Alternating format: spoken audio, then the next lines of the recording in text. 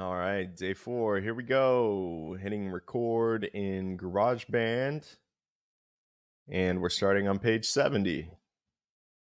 Let's switch over to the book. There we are.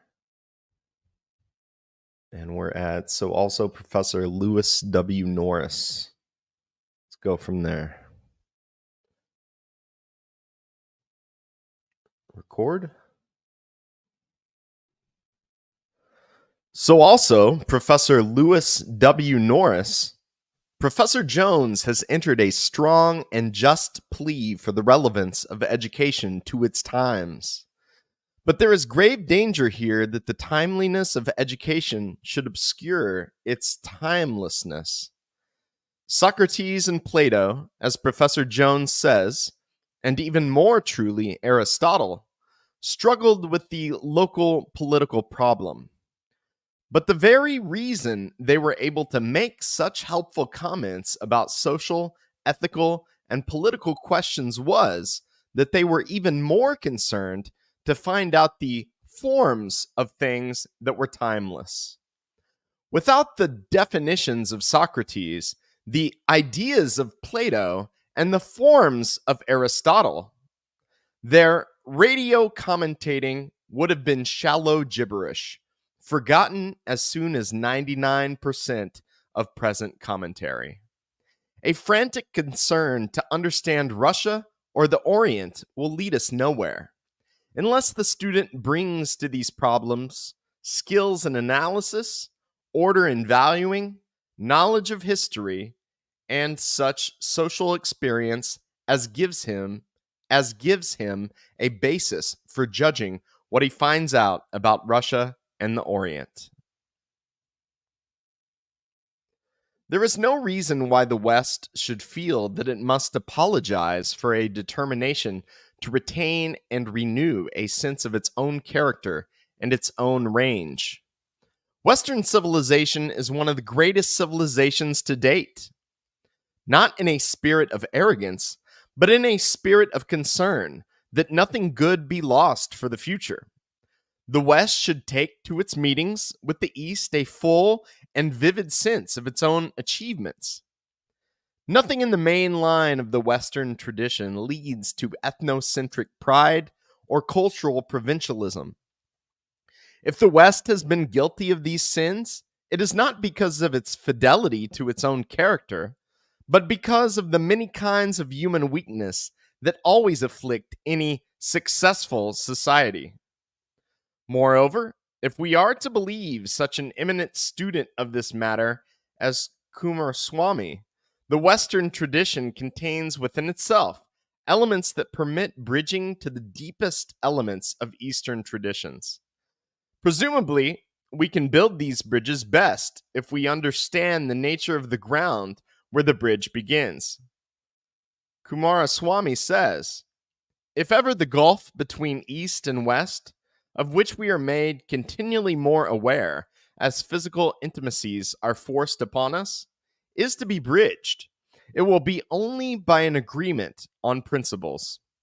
A philosophy identical with Plato's is still a living force in the East. Understanding requires a recognition of common values. For so long as men cannot think with other peoples, they have not understood, but only known them, and in this situation, it is largely an ignorance of their own intellectual heritage that stands in the way of understanding and makes an unfamiliar way of thinking to seem queer.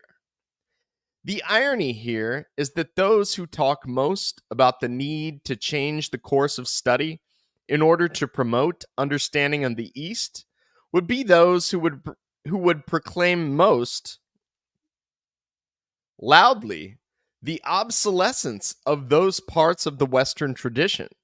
For example, Plato, Plotinus, Augustine, and the Western mystical and metaphysical tradition, which are perhaps equivalent, with some transformation, to the important parts of Eastern traditions. Such people would vigorously oppose an education requiring everybody to try to understand those things in the West which have the best chance of leading to a genuine understanding of the East?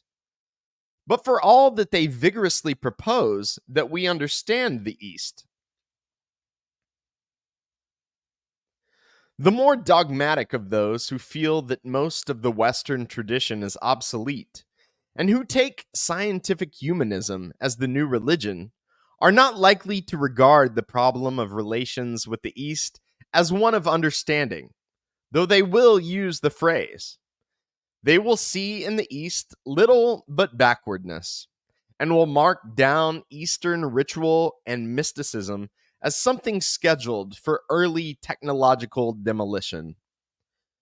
One can imagine the indignant astonishment with which a beneficent American social engineer would greet the word of an earnest and respected student of the East, Rene Guénon, that everything in the East is seen as the application and extension of a doctrine, which in essence is purely intellectual and metaphysical.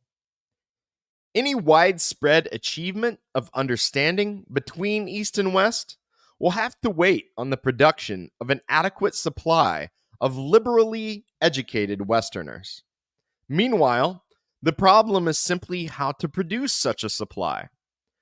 The pretense that we are now prepared within the educational system at large to include understanding the East as one main pivot in a liberal curriculum will obstruct, not assist, the solution of the central problem of producing a liberally educated generation. Unquestionably, all the purposes that validate the publication of great books lead logically to great books of the world, not of any part of the world, but at the moment, we have all we can do to understand ourselves in order to be prepared for the forthcoming meetings between East and West. Those who want to add more great books of Eastern origin are deceiving themselves. The time for that will come when we have understood our own tradition well enough to understand another. We may take to heart the message given the West by one of the great modern representatives of another culture. Charles Malik has said, "In all this, we are really touching upon the great present crisis in Western culture. We are saying, when that culture mends its own spiritual fences, all will be well with the Near East, and not with the Near East alone. We are saying it is not a simple thing to be the heir of the Greco-Roman Christian European synthesis, and not to be true to its deepest visions. One can take the 10 greatest spirits in that synthesis and have them judge the performance of the Western world in relation to the Near East. The deep problem of the Near East then must await the spiritual recovery of the West. And he does not know the truth who thinks that the West does not have in its own tradition the means and power wherewith it can once again be true to itself."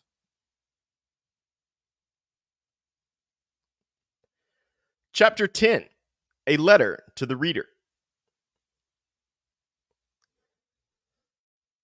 I imagine you reading this far in this set of books for the purpose of discovering whether you should read further. I will assume that you have been persuaded of the necessity and possibility of reading these books in order to get a liberal education. But how about you?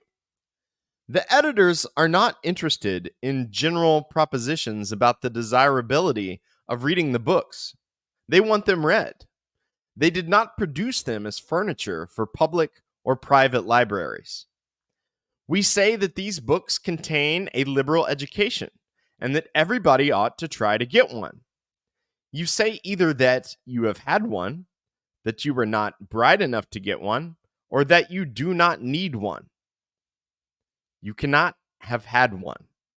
If you are an American under the age of 90, you can have acquired in the educational system only the faintest glimmerings of the beginnings of liberal education. Ask yourself what whole great books you read while you were in school, college, or university. Ask yourself whether you and your teachers saw these books as a great conversation among the finest minds of Western history, and whether you obtained an understanding of the tradition in which you live. Ask yourself whether you mastered the liberal arts. I am willing to wager that, if you read any great books at all, you read very few, that you read one without reference to the others, in separate courses, and that, for the most part, you read only excerpts from them. As for me, I was educated in two very liberal colleges. Apart from Shakespeare, who was scattered through my education, I read one of the books in this set, Goethe's Faust, and part of another, a few of the dialogues of Plato, as part of my formal education. I do not remember that I ever heard the name of Thomas Aquinas or Plotinus when I was in college. I am not even sure that I heard of Karl Marx. I heard of many of the great scientific writers, but avoided association with them on the ground that they were too difficult for me. I gloried in the possession of an unmathematical mind, and I did not need to read them, because I was not going to be a scientist. But suppose that you have in some way hammered out for yourself the kind of education that colleges ought to give. If you have done so, you belong to a rare and small species. Rare and small, but not unknown. If you have read all these books, read them again. What makes them great is, among other things, that they teach you something every time you read them. Every time you see something you had not seen before, you understand something you had missed. No matter how hard your mind worked before, it works again. And this is the point. Every man's mind ought to keep working all his life long. Every man's imagination should be touched as often as possible by the great works of imagination. Every man ought to push toward the horizons of his intellectual powers all the time. It is impossible to have had a liberal education, except in a formal, accidental, immaterial sense. Liberal education ought to end only with life itself. I must reiterate that you can set no store by your education in childhood and youth, no matter how good it was. Childhood and youth are no time to get an education. They are the time to get ready to get an education. The most that we can hope for from these uninteresting and chaotic periods of life is that during them we shall be set on the right path, the path of realizing our human possibilities through intellectual effort and aesthetic appreciation. The great issues, now issues of life and death for civilization, call for mature minds. There is a simple test of this. Take any great book that you read in school or college and have not read since. Read it again. Your impression that you understood it will at once be corrected. Think what it means, for instance, to read Macbeth at 16, in contrast to reading it at 35. We can understand Macbeth as Shakespeare meant us to understand it only when we have had some experience, vicarious or otherwise, of marriage and ambition. To read great books, if we read them at all, in childhood and youth, and never read them again, is never to understand them. Can you ever understand them? There is a sense in which nobody can. That is why the great conversation never ends. Jean Cocteau said that each great work in Western thought arises as a contradiction of one that precedes it. This is not the result of the perversity or vanity of these writers. Nobody can make so clear and comprehensive and accurate a statement of the basic issues of human life as to close the discussion. Every statement calls for explanation, correction, modification, expansion, or contradiction. There is, too, the infinite suggestiveness of great books. They lead us to other books, other thoughts, other questions. They enlarge the fund of ideas we have and relate themselves to those we possess. Since the suggestiveness of great books is infinite, we cannot get to the end of them. We cannot say we understand these books in the sense that we are finished with them and what they have to teach us. The question for you is only whether you can ever understand these books well enough to participate in the great conversation, not whether you can understand them well enough to end it. And the answer is that you can never know until you try. We have built up around the classics such an atmosphere of pedantry. We have left them so long to the scholarly dissectors that we think of them as incomprehensible to the ordinary man to whom they were originally addressed. At the same time, our education has undergone so drastic a process of dilution that we are ill-equipped, even after graduation from a respectable college, to tackle anything much above the level of the comic book. The decay of education in the West, which is felt most profoundly in America, undoubtedly makes the task of understanding these books more difficult than it was for earlier generations. In fact, my observation leads me to the horrid suspicion that these books are easier for people who have had no formal education than they are for those who have acquired that combination of misinformation, unphilosophy, and slipshod habits that is the usual result of the most elaborate and expensive institutional education in America. For one thing, those who have had no formal education are less likely to labor under prejudices about the writers contained in this set. They have not heard, or at least not so often, that these authors are archaic, unrealistic, and incomprehensible. They approach the books as they would approach any others, with a much more open mind than their more sophisticated or more miseducated contemporaries. They have not been frightened by their education. If you will pick up any one of these books and start to read it, you will find it not nearly so formidable as you thought. In one way, the great books are the most difficult, and in another way, the easiest books for any of us to read. They are the most difficult because they deal with the most difficult problems that men can face, and they deal with them in terms of the most complex ideas. But treating the most difficult subjects of human thought, the great books are the clearest and simplest expression of the best thinking that can be done on these subjects. On the fundamental problems of mankind, there are no easier books to read. If you will pick up any other after you have read the first, you will find that you understand the second more easily than you did the first, and the first better than you did before.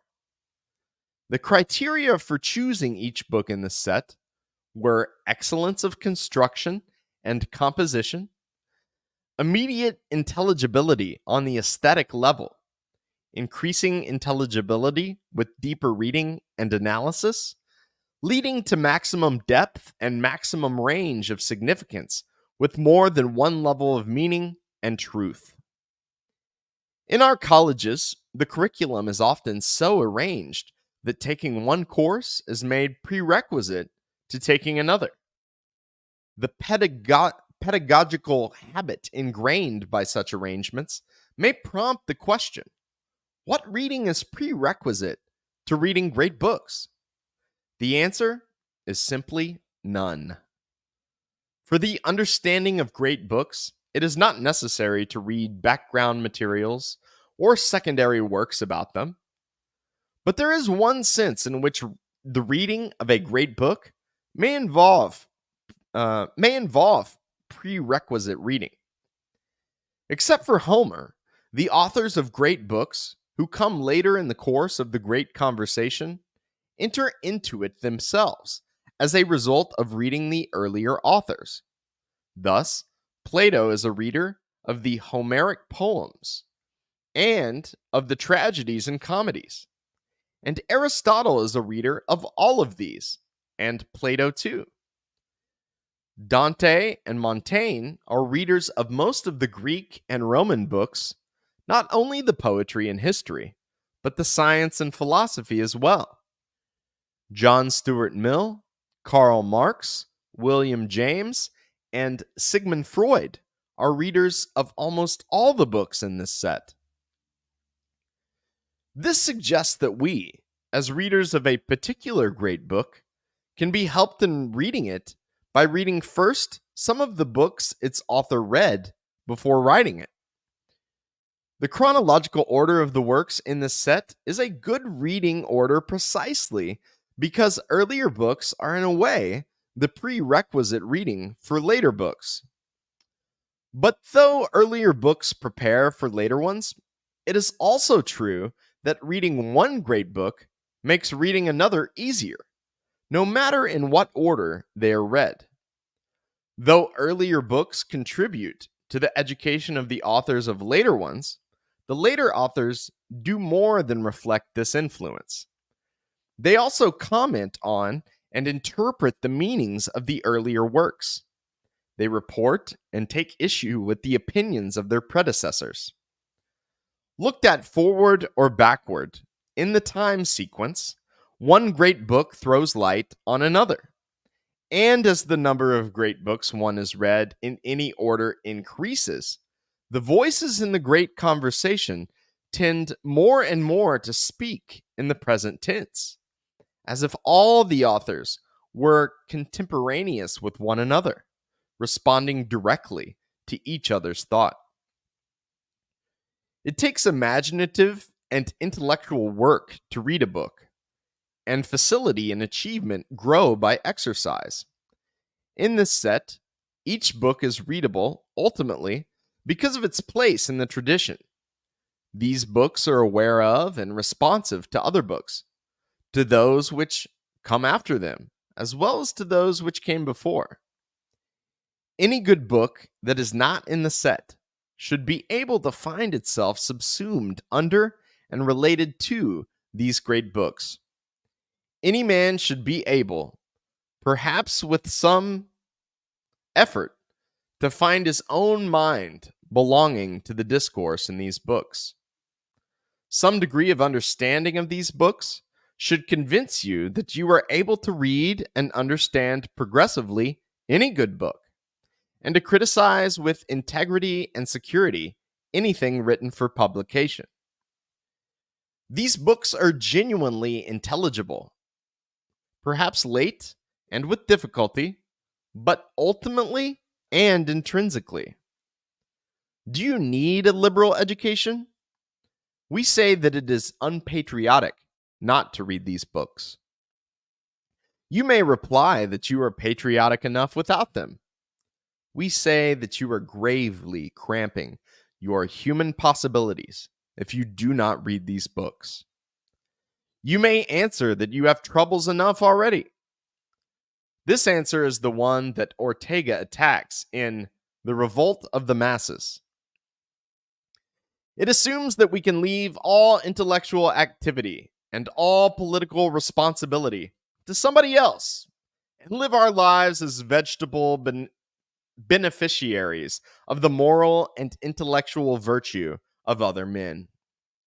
The trouble with this assumption is that, whereas it was once possible and even compulsory for the bulk of mankind, such indulgence now, on the part of anybody, endangers the whole community.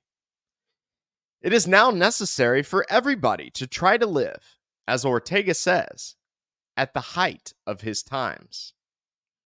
The democratic enterprise is imperiled if any one of us says, I do not have to try to think for myself, or make the most of myself, or become a citizen of the world republic of learning. The death of democracy is not likely to be an assassination from ambush. It will be a slow extinction from apathy, indifference, and undernourishment. The reply that Edmund Burke gave to the movement for the extension of the suffrage is the one that the majority of men unconsciously supports. Burke developed the doctrine of virtual representation, which enabled him to claim that all power should reside in the hands of the few. In his case, in the hands of the landed aristocracy. They had the qualifications for governing: intelligence, leisure, patriotism, and education. They virtually represented the rest of the community, even though the rest of the community had not chosen them to do so. Burke was not interested in the education of the people because, though government was to be conducted in their interest, it was unthinkable that they could determine what their interest was. They had neither the information, the intelligence, nor the time to govern themselves. I have often endeavored, he says, to compute and to class those who, in any political view, are to be called the people. In England and Scotland, I compute that those of adult age, not declining in life, of tolerable leisure for such discussions, and of some means of information, and who are above menial dependence, or what virtually is such, may amount to about 400,000. At that time, the population of the British Isles was between 8 and 10 million. This is indeed the only reply that can be made to the demand for universal suffrage. It is an attack, and a direct one, on the essential principle of democracy. The virtual representatives of the people are, in Burke's view, in no sense accountable to them. They are responsible to their own consciences and perhaps to God. But the only way in which the people could call their virtual representatives to time would be through revolution, a prospect that Burke would be the first to deprecate. In his view, only those in possession of power are in a position to decide whether or not they should have it. On this principle, any totalitarian dictatorship can justify itself. Dramatically opposed to a position such as that of Burke is the American faith in democracy and in education in relation to democracy, stated succinctly by Jefferson. I know of no safe depository of the ultimate powers of society but the people themselves. And if we think them not enlightened enough to exercise their control with a wholesome discretion, the remedy is not to take it from them, but to inform their discretion by education. We who say then that we believe in democracy cannot content ourselves with virtual education any more than we can with virtual representation. We have not the option of deciding for ourselves whether or not we shall be liberal artists, because we are committed to the proposition that all men shall be free. We cannot admit that ordinary people cannot have a good education, because we cannot agree that democracy must involve a degradation of the human ideal. Anything less than the effort to help everybody get the best education necessarily implies that some cannot achieve in their own measure our human ideal. We cannot concede that the conquest of nature, The conquest of drudgery and the conquest of political power must lead in combination to triviality in education and hints in all the other occupations of life. The aim of education is wisdom, and each must have the chance to become as wise as he can. Possible approaches to this set. Possible approaches to this set. For reasons that have been given, the editors decided against any prefaces or explanatory apparatus in the several volumes of this set. The decision was made to let the great books speak for themselves. The editors believe that the great books do not need explanation in order to be comprehended by the ordinary reader. But the ordinary reader, considering the set as a whole, may well ask where he should begin reading and how he should proceed. The editors have several suggestions to offer. The first suggestion is a reminder that the Syntopicon, which comprises volumes 2 and 3, provides one kind of answer to the question about where to start and where to go in the reading of the set as a whole. The Syntopicon invites the reader to make on the set whatever demands arise from his own problems and interests. It is constructed to enable the reader, no matter what the stages of his reading and other ways, to find that part of the great conversation in which any topic that interests him is being discussed. As explained in the preface to the Syntopicon, its 2,987 topics are organized under 102 basic ideas, to each of which a chapter is devoted. Particular topics can also be located by reference to the 1,798 key terms listed in the Inventory of Terms, Volume 3, pages 1303 to 1345. When the reader has located the topic of his interest, the Syntopicon shows him how to follow the discussion of it that occurs in the 25 centuries of the great conversation. The preface to the Syntopicon, Volume 2, pages 11 to 31, further explains its structure and describes the various uses to which it can be put as a guide to the contents of this set as a whole. The Syntopicon helps the reader to begin reading in the great books on any subject or subjects in which he is interested, and to follow one idea or theme through the books from beginning to end.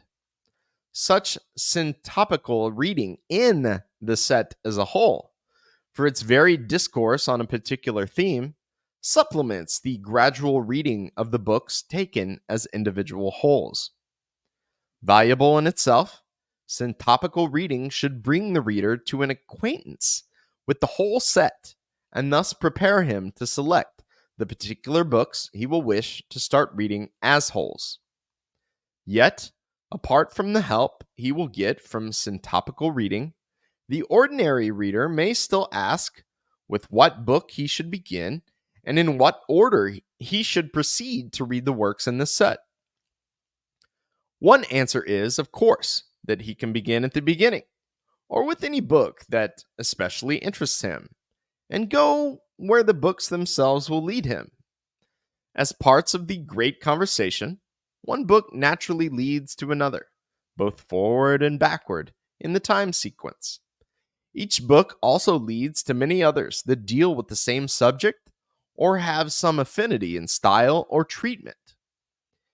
If the reader wishes to concentrate for a time on books dealing with one subject matter or with books of a certain kind, such as poetry, history, philosophy, or science, he will find some guidance in the colors in which the books are bound.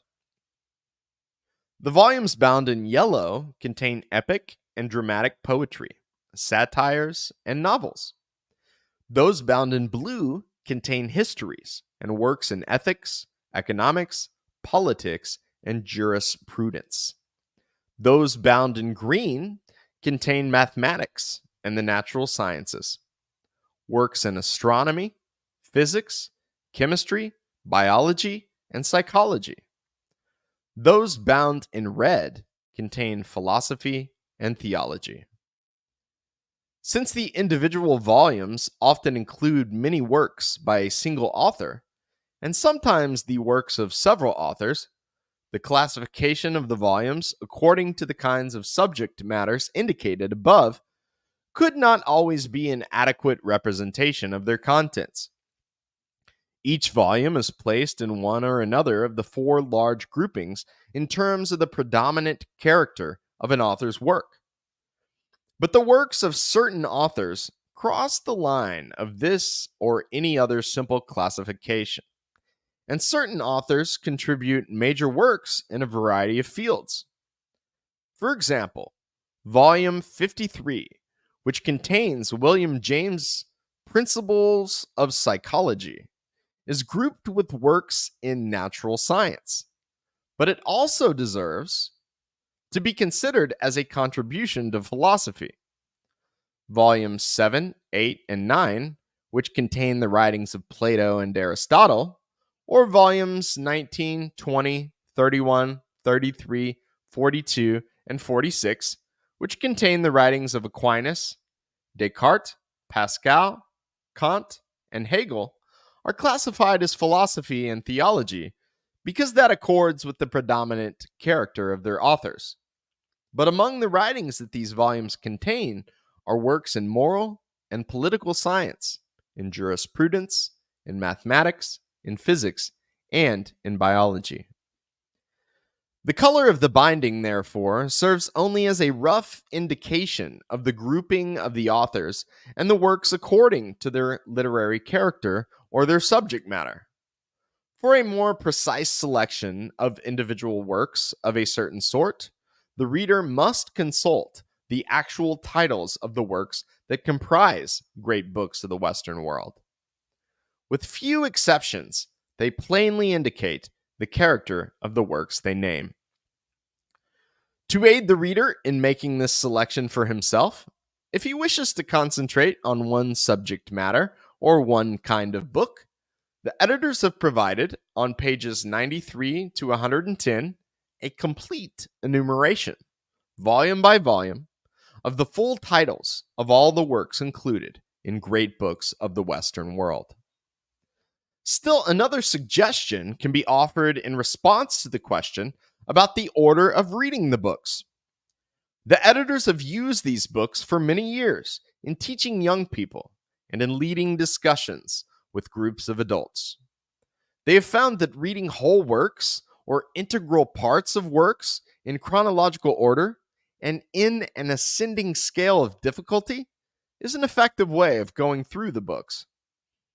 This plan has been widely used in the reading courses in great books that are now conducted by some colleges and universities and by the Great Books Foundation in its program of liberal education for adults.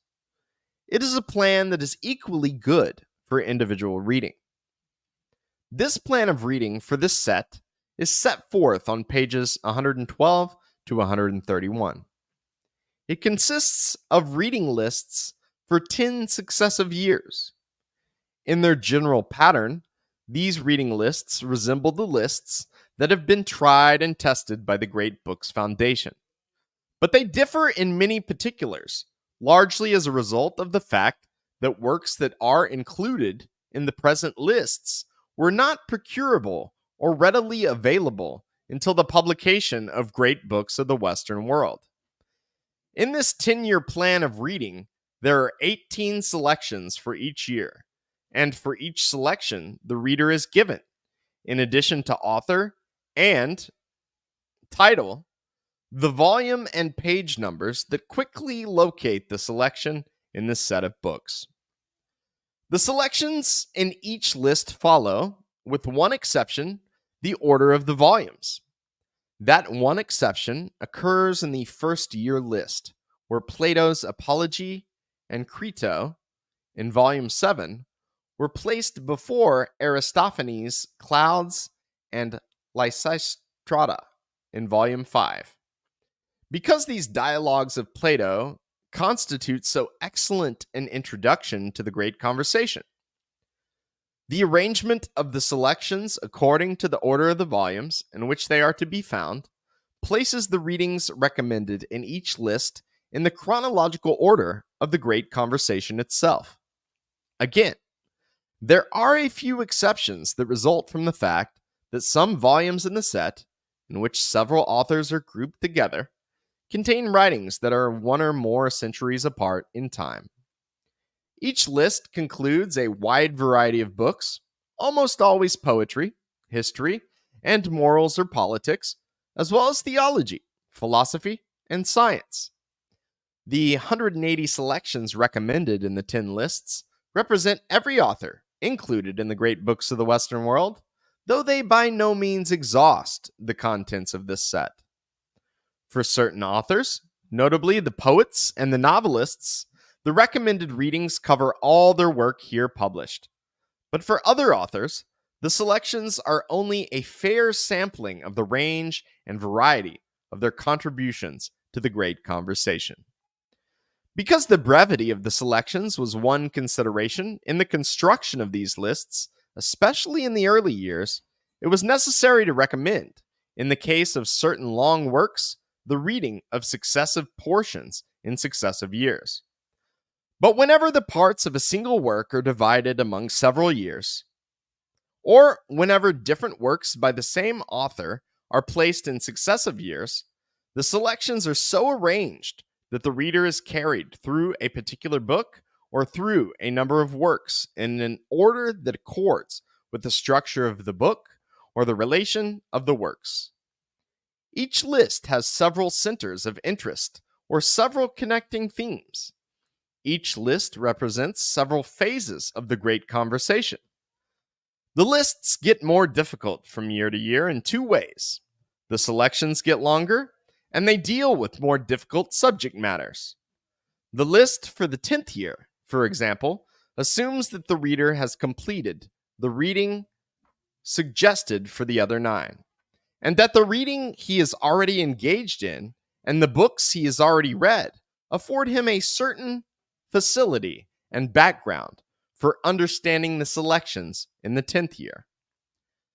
The reader who completes this 10-year program will have become acquainted with the range and depth of the great conversation. Completing a program of this sort, he will have read, in whole or part, all the authors, though not all the works of every author. He will have a sense of the relations of the authors to one another and of the variety and relations of the ideas with which they deal. He will be in a position to take part in the great conversation and should be able to carry his reading of great books on for the rest of his life under the direction of his own interests. 1. The contents of great books of the Western world. The contents of great books of the Western world. Volume 1. The Great Conversation, the substance of a liberal education. Volume 2. The Great Ideas, a synopticon of great books of the Western world. Angel to Love. 1. Angel to Love. Volume 3. The Great Ideas, a synopticon of great books of the Western world. 2. Man to World, bibliography of additional readings, inventory of terms. Volume 4. Homer, the Iliad, the Odyssey. Volume 5. Aeschylus, 525 to 456 BC. The Suppliant Maidens, the Persians, the Seven Against Thebes, Prometheus Bound, Agamemnon, Coephoro, Eumenides. If you're listening, I apologize. I'm not going to pronounce all these correctly, but hey, that's part of learning it, right? All right. Sophocles, 495 BC to 406 BC. Oedipus the king, Oedipus at Colonus, Antigone, Ajax, Electra, Trachiniae, Felicitas. Euripides, 480 to 406 BC.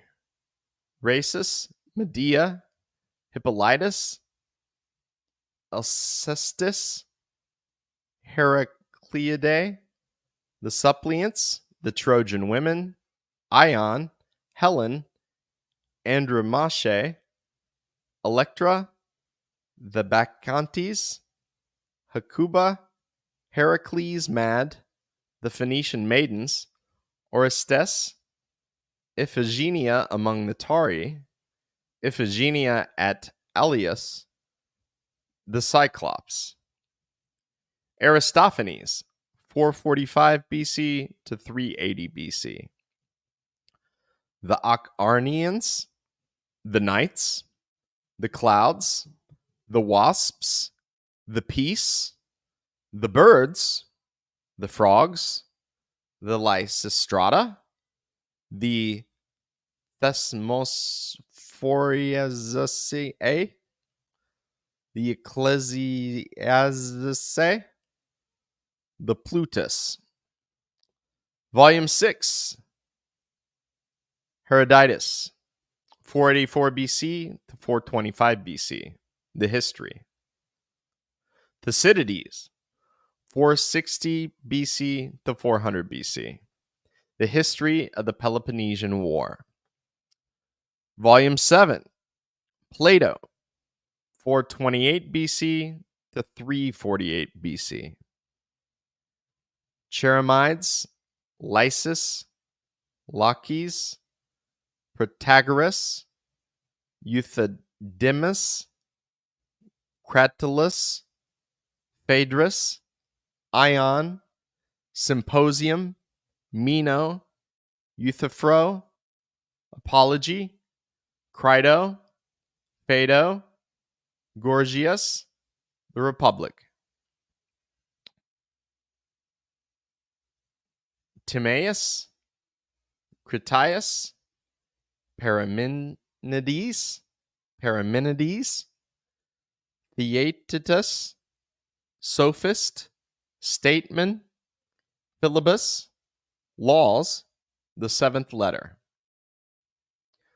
Volume 8, Aristotle, 384 to 322 BC. Categories: on interpretation, prior analytics, posterior analytics.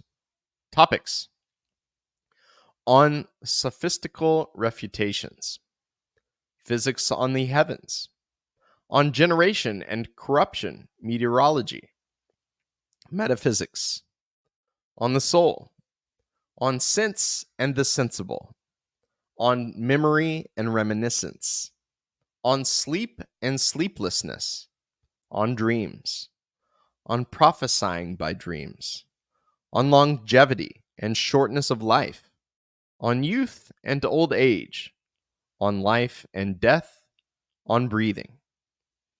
Volume 9, Aristotle, history of animals, on the parts of animals, on the motion of animals, on the gait of animals, on the generation of animals, Nicomachean ethics, politics, the Athenian constitution, rhetoric, on poetics.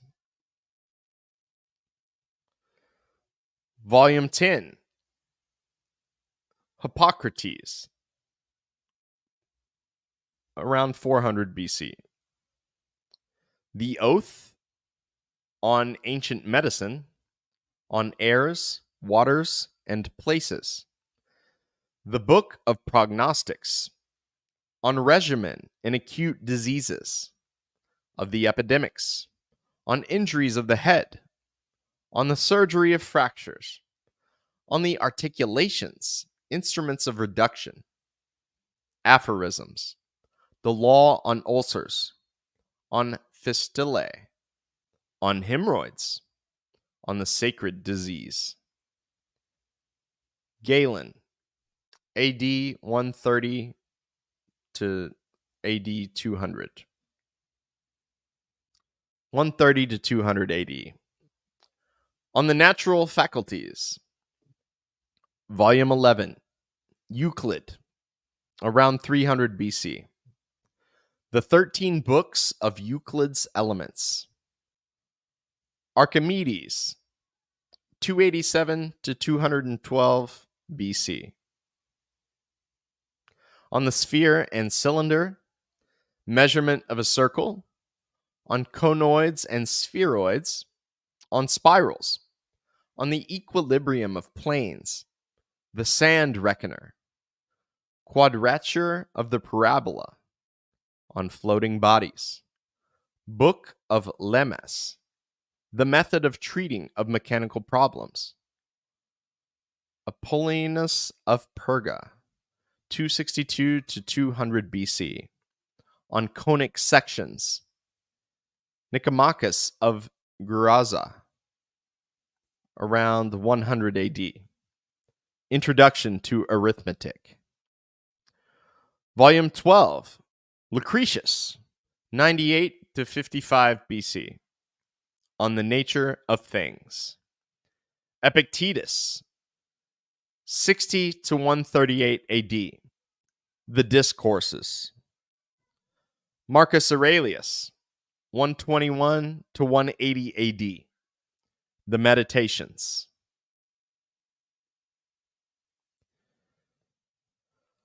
Volume 13, Virgil, 70 to 19 BC, the Eclogues, the Georgics, the Aeneid. Volume 14, Plutarch, 46 to 120 AD, the lives of the noble Grecians and Romans. Theseus, Romulus and Theseus compared. Lycurgus, Numa Pompilius, Lycurgus and Numa compared. Solon, Poplicola and Solon compared. Themistocles, Camillus, Pericles, Fabius and Pericles compared. Alcibiades, Coriolanus, and Coriolanus compared. Timoleon, Aemilius Paulus and Timoleon compared. Pelopidas, Marcellus and Pelopidas compared. Aristides, Marcus Cato, Aristides and Marcus Cato compared. Philopoemen, Flamininus and Philopoemen compared. Pyrrhus, Caius Marius, Lysander, Sulla, Lysander and Sulla compared. Simon and Lucullus compared.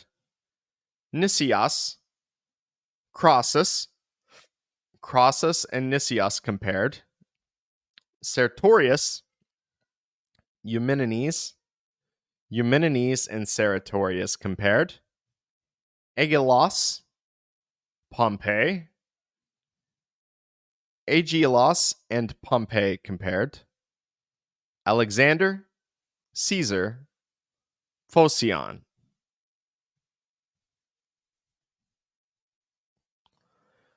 Cato the Younger, Agis, Cleomenes, Tiberius Gracchus, Caius and Tiberius Gracchus, and Agis and Cleomenes compared. Demosthenes, Cicero. Demosthenes and Cicero compared. Demetrius. Antony. Antony and Demetrius compared. Dion. Marcus Brutus. Brutus and Dion compared. Aratus. Artaxerxes. Galba. Otho. Volume 15. P. Cornelius Tacitus. 55 to 117 AD. The Annals, the Histories. Volume 16.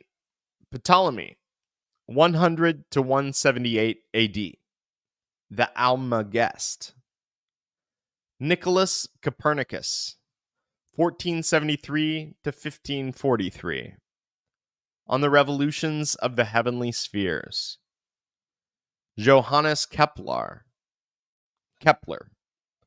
1571 to 1630. Epitome of Copernican astronomy. Book 4 to 5. The Harmonies of the World. Book 5. Volume 17. Plotinus. 205 to 270. The Six Aeneads. Volume 18. St. Augustine. 354 to 430. The Confessions. The City of God. On Christian Doctrine. Volume 19. St. Thomas Aquinas. 1225 to 1274. Summa Theologica. Treatise on God. Part 1. QQ 1 to 26. Treatise on the Trinity. Part 1. QQ 27 to 43. Treatise on the Creation. Part 1. QQ 44 to 49. Treatise on the Angels. Part 1. QQ 50 to 64. Treatise on the Work of the 6 Days. Part 1.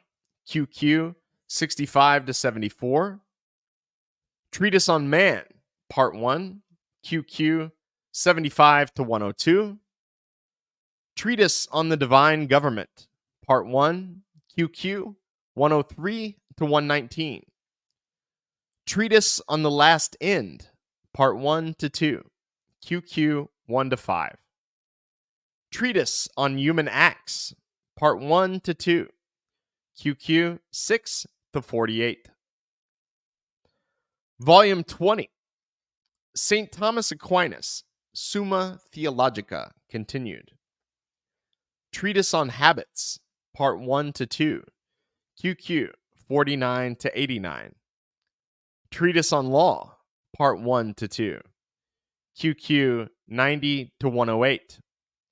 Treatise on Grace. Part 1 to 2. QQ 109 to 114. Treatise on Faith, Hope, and Charity. Part 2 to 2. QQ 1 to 46. Treatise on Active and Contemplative Life. Part 2 to 2. QQ 179 to 182. Treatise on the States of Life. Part 2 to 2. QQ 183 to 189. Treatise on the Incarnation. Part 3. QQ 1 to 26. Treatise on the Sacraments. Part 3.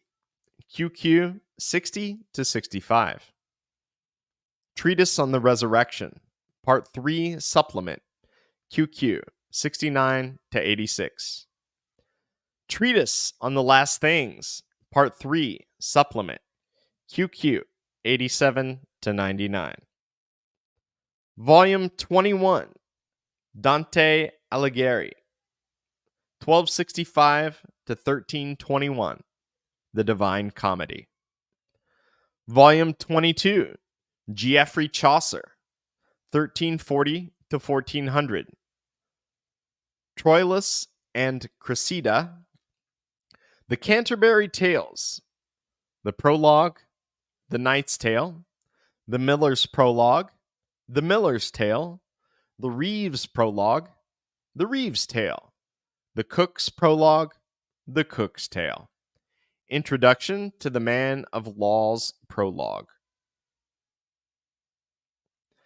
The Prologue of the Man of Law's Tale. The Tale of the Man of Law, the Wife of Bath's Prologue. The Tale of the Wife of Bath. The Friar's Prologue. The Friar's Tale. The Summoner's Prologue. The Summoner's Tale. The Clerk's Prologue. The Clerk's Tale. The Merchant's Prologue. The Merchant's Tale. Epilogue to the Merchant's Tale. The Squire's Tale. The Words of the Franklin. The Words of the Franklin. The Franklin's Prologue. The Franklin's Tale. The Physician's Tale. The Words of the Host. The Prologue of the Pardoner's Tale. The Pardoner's Tale. The Shipman's Prologue. The Shipman's Tale. The Prioress's Prologue. The Prioress's Tale. Prologue to Sir Thopas. Sir Thopas. Prologue to Meliboeus. The Tale of Meliboeus. The Monk's Prologue. The Monk's Tale. The Prologue of the Nun's Priest's Tale. The Nun's Priest's Tale. Epilogue to the Nun Priest's Tale. The Second Nun's Prologue. The Second Nun's Tale. The Canon's Yeoman's Prologue. The Canon's Yeoman's Tale. The Canon's Yeoman's Prologue. The Canon's Yeoman's Tale.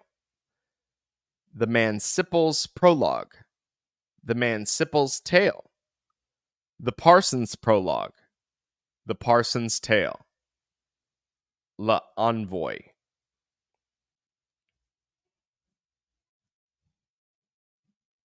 All right. And we're going to stop there for this hour. We're going to start next time on volume 23. Niccolo Machiavelli, 1469 to 1527. The Prince and old Tommy Hobbes. Man, that took me back to my English major days. I wrote a poem about how I wanted to burn Geoffrey Chaucer alive because I wanted to read more Hemingway, Faulkner, Hunter S. Thompson than The Miller's Tale. Although there were some good fart jokes in there, I guess, from what I understand. But I think it was Dr. Babcock's. I wrote that poem about how I wanted to burn Geoffrey Chaucer alive. I wrote it in Chaucer type English. I'll have to dig it out and find it and read it to you guys. It was fun. It made her laugh. She liked it. Gave me a good grade. But I was not. I'm a bit of a modernist. But we're brushing up on our classics. So that's what we're here for. So we are going to read every single one of Geoffrey Chaucer's works. And then I bet halfway through I'll be like, you know what? I kind of like it, guy. I kind of like it. I get it now. But I'm going to take a quick break. I got some family. My kids came home. You might have heard them playing in the background. So I'm going to spend a little time with them and try to hop back on here and do another hour. Finish up this book. I still got to get number 2 prepped, if you will. I'm excited to read those. The whatever they're called. Syntopicon. The one that goes over all the different topics. I'm excited to read that, but I'll try to get back on there. I do have Patreon, Buy Me a Coffee, PayPal, all that. I will never ask you guys to sign up on there or donate anything to me, but I will tell you I have one. Okay. Because I love y'all, and I would like to make this a thing someday. That's my long-term goal, to do this every day. But when you're a working class hero, that's something to be, and you fit this in when you can. So I love you guys, and I will see you. We're going to finish book 1 in the next video. It just the last part's like the reading list, and I'm not going to read every single reading list. I'll just be like, I'm going to show it on the screen. If you want to pause the video and look at it, you can. But I don't think that would be very interesting to just hear a bunch of reading lists over and over. Oh, we got one comment. I can't. Let me move it over here to my big screen so I can see it. What a curious project. Amazing. Alistair Crooks. Hey, thank you, brother. Yeah, I plan to do this. It'll probably take me 15 years, maybe 20, but I really don't care. I'm going to do it. And what else are you going to do with your time? That's another thing. When you're young, you're like, oh man, that'll take forever. And then I'll be 37 next month. You start to be like, well, obviously that time's going to pass. Anyways, and you could either play another 100 hours of Fortnite, or you could read 100 hours of Play-Doh,